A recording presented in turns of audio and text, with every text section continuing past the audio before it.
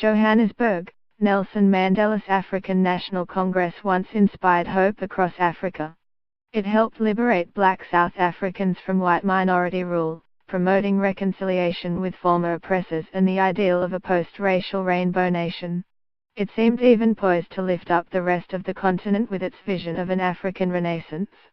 But as ANC members began gathering Saturday to elect a new leader, many analysts described the still dominant party as a shadow of what it once represented, bereft of ideals, roiled by insiders fighting over diminishing spoils, abandoned by a growing list of disillusioned greying party heroes known as stalwarts.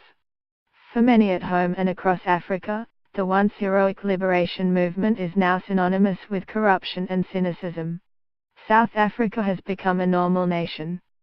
The winner of the party election is expected to become South Africa's next president in the 2019 elections unless the ANC loses its overwhelming strength in parliament, which selects the nation's top executive. Its present leader is President Jacob Zuma, who as South Africa's head of state since 2009 has been at the center of a series of personal and political scandals. He will step down as head of the party after his successor is chosen at an elective conference in Johannesburg, the nation's largest city. In his final address as party leader, Zuma acknowledged that the ANC had been weakened and needed to be renewed. But he blamed outside forces, which have also been the ones to check his exercise of power, and launched into a broad and bitter attack on the opposition, the judicial system, the news media and civil society. He reserved his harshest words for the white-dominated business community, saying the party needed to be protected from corporate greed. Theft and corruption in the private sector is as bad as that in government, he said.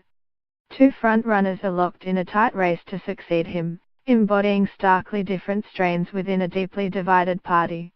Nkosazana Dlamini Zuma, a medical doctor and anti-apartheid veteran who served in several roles in previous governments, is also a former wife of Zuma. She has his support and that of many of his allies and has adopted his populist rhetoric.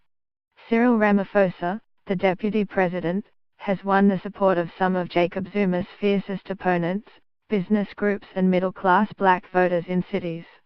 His own record in business, however, as a former trade union leader whose ANC connections helped him become one of the country's richest men, has made him a representative of the gulf between South Africa's tiny new black elite and its poor. Critics have focused on Zuma, 75, to explain the ANC's precipitous decline. And Zuma, who has 6 wives and as deputy president was tried and acquitted on a rape accusation, makes an easy target.